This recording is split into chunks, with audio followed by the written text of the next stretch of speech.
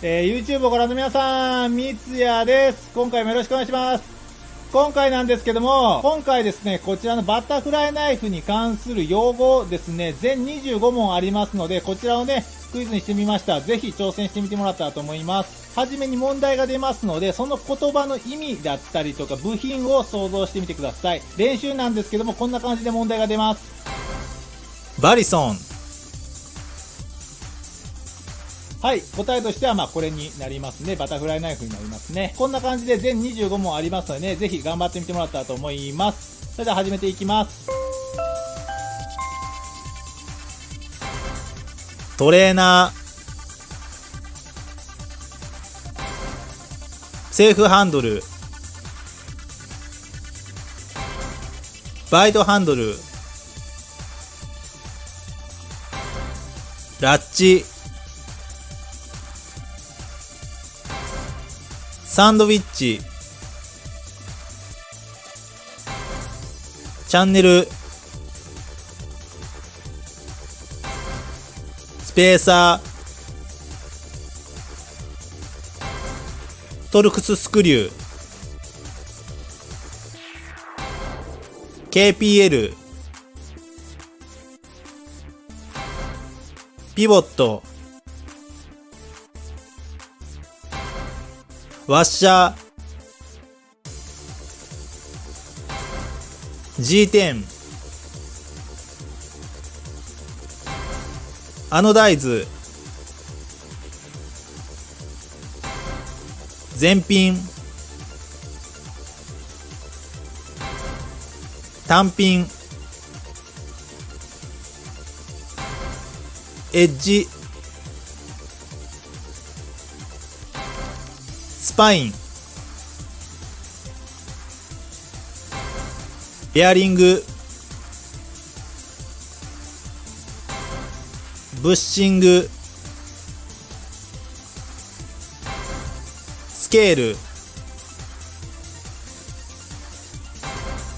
ライナー、ブレードタップ、ブレードチップ、ハンドルプレイ、トゥース。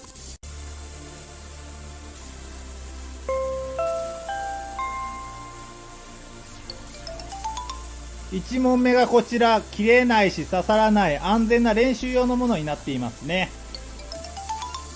セーフハンドルとはこちらの2本ついているハンドルのうちナイフの刃がついてない方についているハンドルですね。こちらのことですね。こちらのことをセーフハンドルと呼びます。こちらのね、ハンドルを持っているときはこのように刃が当たっても怪我しないセーフ、安全という意味で覚えておくといいです。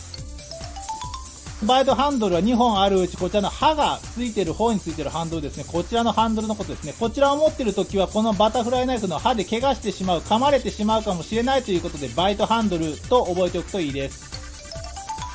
ラッチはこの留め具のことですね。このように留めることによってバタフライナイフのね、ハンドルが開かないようにする留め具となっていますね。これのことをラッチと呼びます。サンドウィッチというのはこちらのね、2枚の板、それぞれ別のものをですね、このように留めてつなげている構造ですね。このような構造のことをサンドウィッチ構造と言います。チャンネルというのはサンドウィッチと異なって、このように一体となっているものですね。このように2枚の板ではなく1つ一体となっているものですね。こちらのことをチャンネルと呼びます。サンドウィッチハンドルのこの部分ですね。この2枚の板をつなげているこの部分をスペーサーという風に呼びます。ちなみにこういったスペーサー以外にもこういう筒状のスペーサーといったものがあるんですけれども、それはバレルスペーサーと呼んだりします。トルクススクリューというのはこのような星型のネジのことですね。このことをトルクススクリューと呼びます。ちなみにこのトルクススクリュー用のドライバーのことをトルクスドライバーと呼びます。KPL とはこのナイフピボットルーブの略のことで、この KPL といったものですね。この KPL といったものを使うことによって動きがすごく滑らかになるっていうことと、あとピボット部分のゴミだったりとかっていったものが外に取り出しやすくなるっていった効果があって非常に便利です。ピボットっていうことで、普段だったらですね、自分この部分をピボット部分っていう風に読んだりしてるんですけれども、スクイドインダストリーズのホームページではですね、この部分ですね、この部分分解するとこういう風にネジと、こういった部分で出来上がってるんで、このネジを外すとこういったね、部品があるんですけど、これのことをピボットっていう風にね、表現されていましたね。ただですね、この部品ですね、この部品をピボットっていう風に覚えてもらうのはいいんですけど、実際これをじゃあ予備パーツ買おうと思って調べようとするとですね、なかなか出てこなかったりするので、これセックスボルトっていう風に調べるとね、よく出てくるんですけれども、ピボットと覚えてもらっても大丈夫です。バタフライナイフのピボット部分に使われているこういう薄い板みたいなものがあるんですけれども、ブレードとハンドルの間にそれぞれ1枚ずつ入っていますね。これをワッシャーと呼びます。G10 というのはこの素材のことですね。これだったら白の G10、これだったら黒の G10 っていうものですね。プラスチックのように非常に軽いものにはなるんですけど、プラスチックと違ってすごく強度があるということと、あとすごくね、滑りづらいという特性がありますので、こういうハンドルによく使われたりしている材質になります。アノダイズというのは、基本的にバタフライナイフに使われているものはチタンが多いんですけども、チタンの色ですね。本来だったらチタンこの中の色なんですよ。こういったグレーというか、金属のチタンの本来の色をしてるんですけれども、これをですね、熱だったり電気だったりっていうのをかけることによって、このようなね、紫だったりとか他の色に変えることができますね。こういったものをアノダイズと呼びます。実際アノダイズって言われてもあんまりピンとこないと思うので、実際やってみようと思うんですけど、こちらチタン製のネジですね。この表面を火で炙ることでですね、色が変わっていきますね。これがどんな感じになるか見ていきましょう。今まだね、こんな感じなんですけど、ちょっとこれを例えばこんな感じで炙ってあげるとですね、はい、こんな感じで炙ってあげるとちょっとわかりますかね、ちょっと金色っぽく薄い金色みたいな感じになりますね。これをもうちょっと炙っていきます。さっきよりもうちょっと濃い金色ってですね、ちょっとゴールドっぽくなってきたのがわかりますかね。ちょっと見づらいと思うんですけど、これをもう少し炙っていきます。はい、こんな感じで紫色になりましたね。金色がだんだん黄土色みたいな色になって、だんだん次紫、こんな感じの紫になりますね。僕が好きな紫はこんな感じなんですけどですね。これをもうちょっと炙っていきましょうか。あっち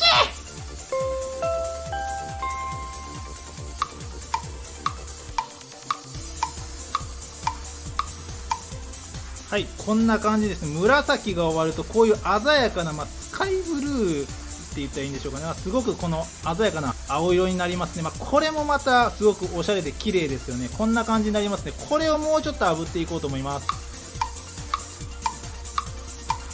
で、こんな感じになりますね。さっきよりはちょっと薄い感じの、こっちの方がスカイブルーに近いですかね。こういった薄い感じの水色っていう色になりますね。こんな感じでいろんなね、温度によって色が変わっていきますね。なんですけど、これね、当然この炙ってる部分はね、温度が高くなってるんで、こういう風に色変わるんですけど、このネジのこの下の部分だったりとか、当然ね、こういう風に見てもらったらわかるんですけど、この熱がね、ちゃんと伝わってないので、こういったね、部分に色ムラっていうのがね、出てきますね。この部分は実際ね、見えないので、別に色ムラあっても関係ないんですけど、やっぱりこれ綺麗に結構こういう風に色をつけるのって難しくってですね、結構やっぱりこの表面の汚れだったり、あと手とかでね、触ってると、この手の油だったりとかがついてると、結構色ムラができて、結構綺麗にできなかったりします。こうやって自分でね、アノダイズするのは結構難しいので、元からね、最初からこういう風に色がついてる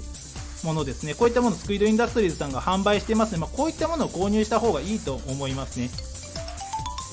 前品というのはこのような出っ張りで、このようにね、ハンドルがストップするような構造ですね。このような構造のことを前品と呼びます。前品と違ってこのような棒ですね、2本ありますが、こういったね、棒に当たって止まるこういった形状のことを単品と呼びます。エッジというのはこの刃がついている部分のことですね。この部分のことをエッジと呼びます。エッジの反対ですね、このバタフライナイフの背の方ですね、触っても怪我しない背の方のことをスパインと呼びます。ベアリングなんですけど、このピボット部分を分解していくと出てくるこういった部品ですね。すべてのバタフライナイフに使われているわけではないですが、こういったボールのようなものがね、入った、こういった部品があります。これのことをボールベアリングっていう風に呼びます。ブッシングなんですけど、ブッシングというのはベアリングと違ってですね、こういったナイフのピボット部分ですね、に入っているこういった筒状の部品のことですね、こういったものになるんですけど、この部分が基本このナイフのブレードのこの部分にこういった形でね、挟まっているものですね。こういったもの、部品のこの筒状のもののことをブッシングまたはブッシュと呼びます。スケールといったものはですね、この白色と黒色の部分ですね、このようにサンドウィッチ構造をしたもののこの下と上とね、この2つの部分があるんですけれども、この外側の部分ですね、こちらだったら白のスケール、こちらだったら黒のスケールといったこの外側の部分をスケールと呼びます。ライナーというのはこのスケールが外側なんですけれども、この内側のもののことをライナーと呼びます。これだったらこのチタン製なのでチタンのライナーになりますね。こちらだとこの青色の部分がライナーになりますので、これは G10 のライナーになりますね。なのでこちらだったら G10 スケールにチタンライナー、こちらだったらチタンスケールに G10 ライナーっていう風に呼びますね。ブレードタップですけども、こういうことです。この振った時にですね、このように金属と金属当たってる音がしますね。この通り。見えますかね、このブレードと中の金属だったりとか、こうやって当たってますよね。こういうことをブレードタップしてるっていう風に言いますね。これは非常に良くない状態で、ブレードが中の金属だったりとかとこう当たってる状態になりますので、非常に良くない状態です。これね、わざとこういう風にネジを緩めているので、こういう風に当たるんですけども、こういう状態だとね、早急にね、このピボット部分を調整してあげることで、このブレードタップっていうのは予防することができますので、調整してあげましょう。